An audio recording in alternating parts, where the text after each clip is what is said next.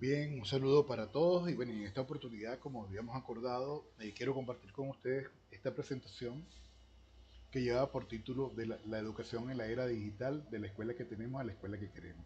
Es una presentación que está hecha fundamentalmente para lograr tener más claro pues, la realidad en el contexto latinoamericano de qué tanto hemos avanzado en términos de calidad educativa y cuáles son los aportes que pueden dar las tecnologías de la información en la incorporación dentro del hecho educativo. Entonces podemos comenzar diciendo que ya revisando literatura desde el año 2018, ya la UNESCO alertaba sobre una crisis educativa en América Latina y por otro lado también podemos decir que los resultados del PISA 2022 no son nada alentadores, ya que nos plantea un panorama preocupante y nos dice bueno, que existen unos desafíos generales a considerar y uno de ellos es el bajo rendimiento y nos plantea que la región se ubica en la mitad inferior del ranking global en temas como lectura, matemática y ciencia. En el caso específico de las matemáticas, 3 de cada 4 estudiantes no alcanzan el nivel mínimo de competencia. El 88% de los alumnos de contextos vulnerables no logran las competencias básicas y esto es un dato sumamente importante y preocupante. En el caso de la lectura, el 55% de los estudiantes no posee las habilidades básicas. No es solo que tiene dificultades para la lectura, sino que los elementos básicos de la lectura no son dominados por más de la mitad de nuestros estudiantes.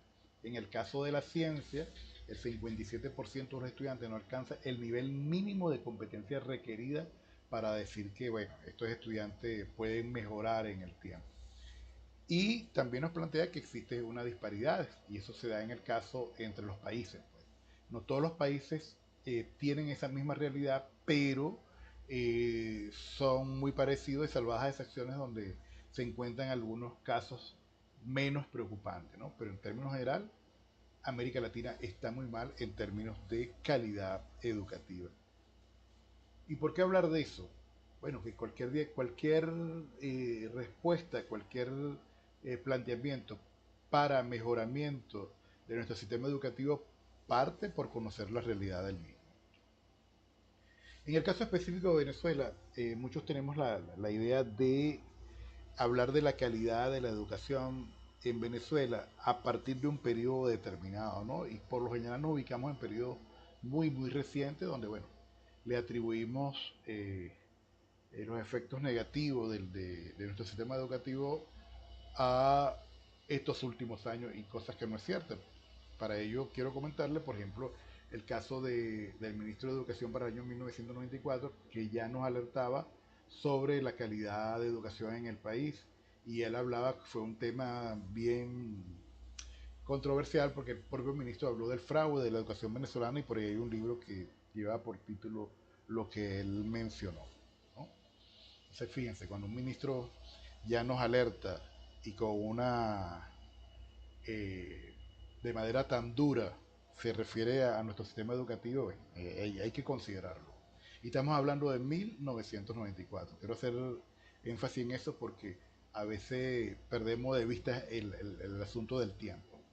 Bien, por otro lado, ¿cómo podemos ver el sistema educativo? No solamente desde la mirada del educador, a veces, que muchas veces no lo hacemos, es importante ver la educación desde la mirada de un niño y eso con toda seguridad nos podría dar algunas luces sobre cómo debemos abordar el tema. En ese sentido, yo le coloqué un video allí muy corto para que lo vean, donde se hace una reflexión importante desde la percepción de lo que un niño pudiera pensar de su sistema educativo. Pero, ¿cómo voy a estar atento en clase? Datos y datos, fórmulas, información. Si ya no me acuerdo de lo que estudié el año pasado. Que si la capital de Ecuador es Quito, pero estoy seguro que eso está en Google. Me parece que nos enseñan igual que antes. Nos educan igual que a mis padres y a mis abuelos. Y a los padres de mis abuelos. Así es difícil estar motivado.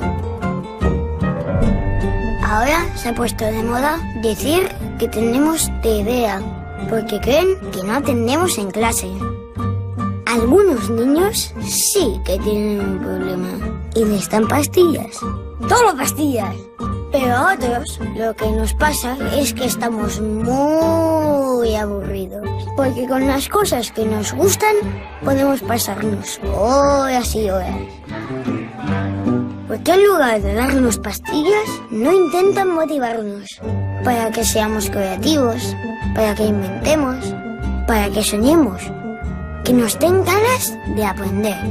Pero si vivimos en una época súper chula, tenemos el mundo a nuestro alcance, con un clic.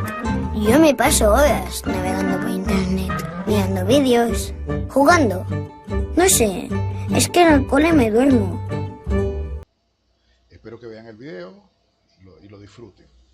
Ahora, todo proceso de innovación educativa que implique la utilización o la implementación de las tecnologías de la información pasa necesariamente por revisar el tema de la conectividad y del uso del Internet. Es una variable importantísima dentro de la ecuación de la implicación de las tecnologías de la información dentro del hecho educativo. Entonces vamos a ver algunos datos importantes.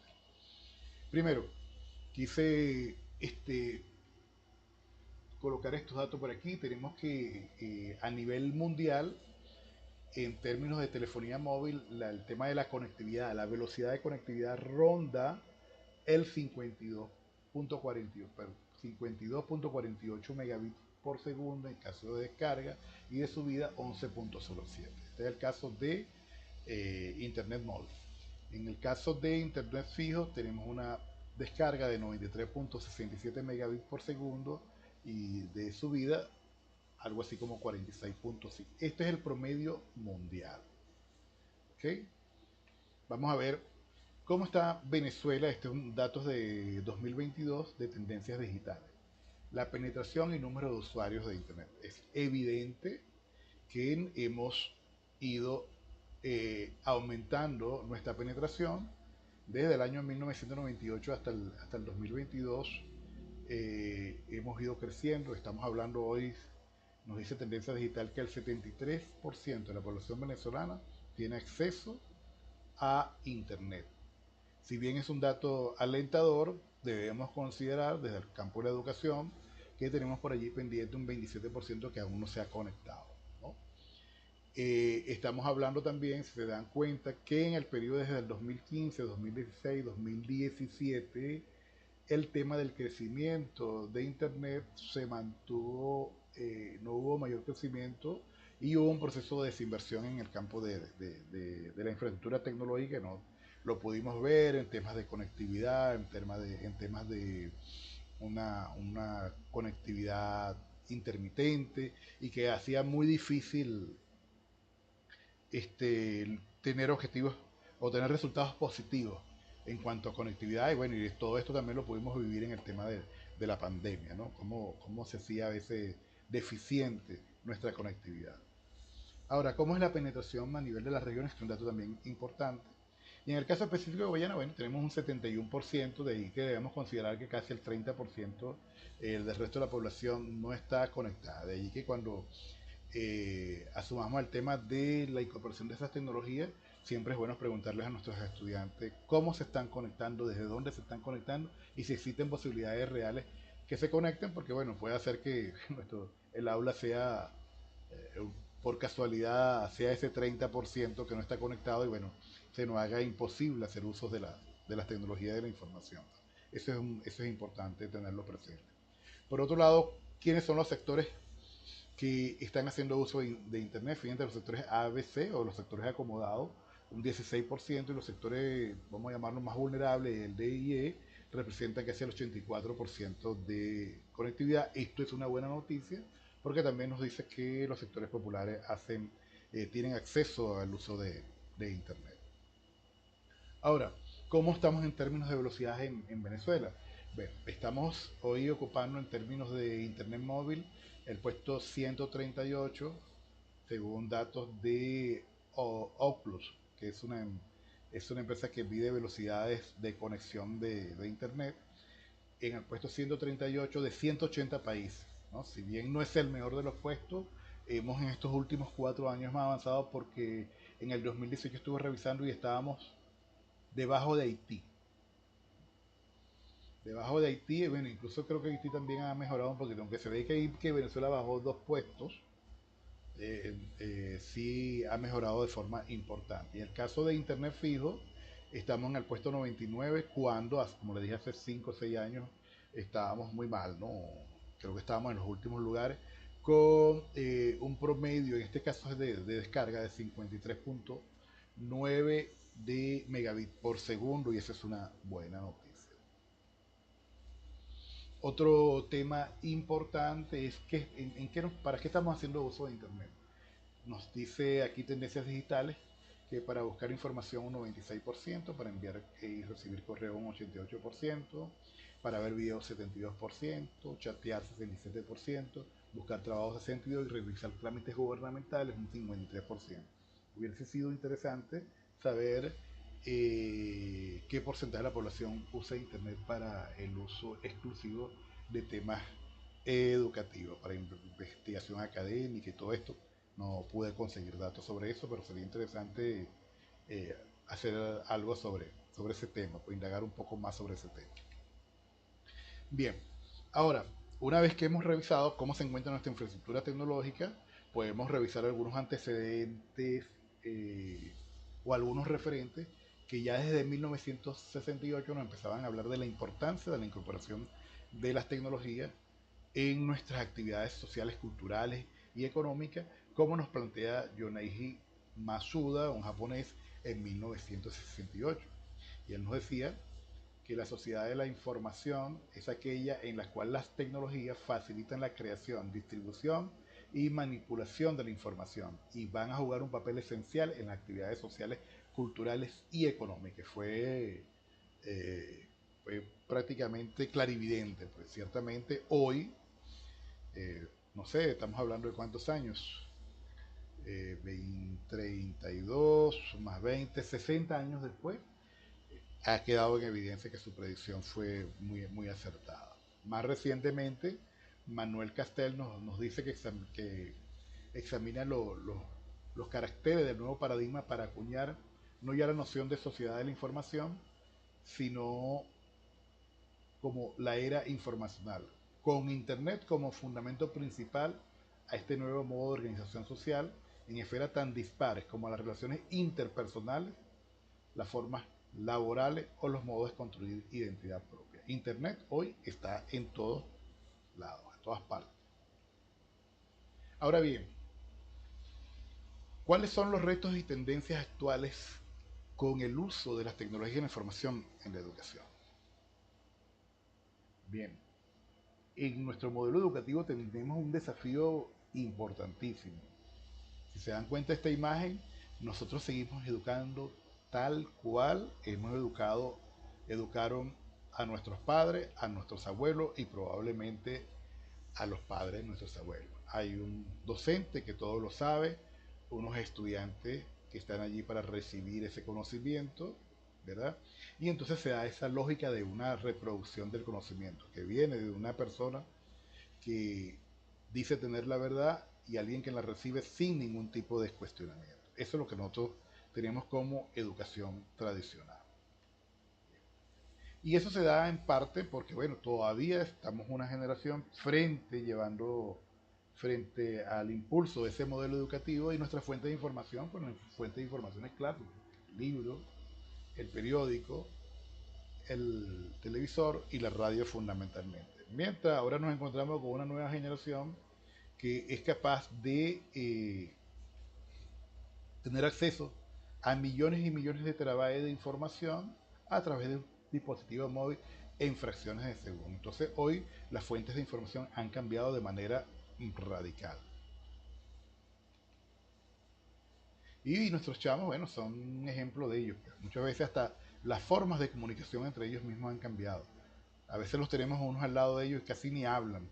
Están con WhatsApp y desde ahí se están mandando información y están interconectados con alguien que está al lado de ellos, con alguien que está en Perú o con alguien que está en Caracas. Y así estas nuevas formas de comunicación también plantean nuevos desafíos para nuestro modelo educativo. Entonces, eso nos plantea de que debemos ser innovadores y esto lo hemos venido hablando durante ya algún tiempo acá en esta unidad curricular, ¿no? Entonces, ¿qué es eso de la innovación educativa? Bueno, la innovación educativa es mucho más que tener un conjunto de herramientas tecnológicas, dispositivos digitales, proyector, lacto, audífonos, micrófonos. La innovación educativa es mucho más que eso. Se trata de un proceso, a mi manera de ver, que permite realizar transformaciones sustanciales, importantes, que sean positivas para una sociedad y para lograr pues salir de un modelo tradicional que hoy no da respuestas a las realidades que demanda la sociedad. Y eso fundamentalmente solo lo puede hacer el docente. Obviamente estos instrumentos tecnológicos hoy nos permiten eh, hacer más eficiente ese proceso de innovación educativa. Y eso tiene que ver por las características propias de las tecnologías de la información. Tenemos un ecosistema digital, ¿sí? Eh, que se encuentra disperso a nivel mundial, con facilidades de acceso. Es un sistema que es ubicuo, sea el fenómeno de la ubicuidad. ¿Qué significa esto? Bueno, que está en todas partes, pero no los percibimos porque se ha hecho parte de nuestra cotidianidad. Tenemos también el caso de la computación a la nube, que es que ya lo que yo puedo ver hay una convergencia en cuanto a los temas de los dispositivos. Yo puedo ver la misma información desde mi laptop, desde mi celular, dispositivo móvil, desde mi celular, la puedo cargar en el pendrive, la puedo tener en la nube. O sea, hay una computación que está dispersa en un sitio específico, pero que no se suscribe a un sitio determinado y puedo tener acceso a ella desde cualquier parte. Se encuentra en redes distribuidas a nivel global y bueno, y ahí entra el tema de la globalización, ¿no? Una información que está globalizada, las tecnologías están globalizadas. El impacto de estas tecnologías en la educación, importantísima. Hoy no podemos concebir un sistema educativo que no haga uso de las tecnologías de la información, en el entendido de que todas las áreas del conocimiento se encuentran impactadas desde el mundo financiero, el mundo de las telecomunicaciones, fundamentalmente, están arropadas por las TIC. No puede pasar que nuestro sistema educativo esté al margen de ello. Y eso no debe pasar porque quiero utilizar la metáfora del oso, ¿no? Este era un oso que andaba por allí caminando desconectado del mundo y nunca escuchó hablar del calentamiento global. Y un día, bueno, se quedó dormido y cuando se despertó se encontraba en ese espacio allí. Y bueno, obviamente eso se iba a hundir y él iba a perecer, ¿no? Entonces, la metáfora esa es que debemos plantearnos desde el punto de vista de la innovación y de esa incorporación de las tecnologías de la información en el hecho educativo, es que la única constante es el cambio. Quien no lo entienda y no se adapte, va a desaparecer. Por otro lado, un tema que hoy también, aunque no lo tengo en esta diapositiva, que sería interesante conversar sobre ello, es el tema hoy que es fundamental también, es el tema de la inteligencia artificial, que hoy los educadores tenemos también otro gran desafío de cómo hacemos para incorporar la inteligencia artificial dentro del hecho educativo y para ello debemos prepararnos, ¿no? Porque este nuevo desafío va a traer nuevas formas de entender la educación y se hace necesario su incorporación y la formación de cada uno de los docentes, porque ya nuestros chamos están haciendo uso de las inteligencias artificiales y eso no, los docentes no podemos quedarnos al margen. Bien, sin más que agregar, espero que esta información haya permitido ahondar pues, en los temas que nos hemos planteado durante la unidad curricular o innovación educativa. Y bueno, estamos abiertos al debate y espero que le haya servido de algo. Saludos y un abrazo para todos.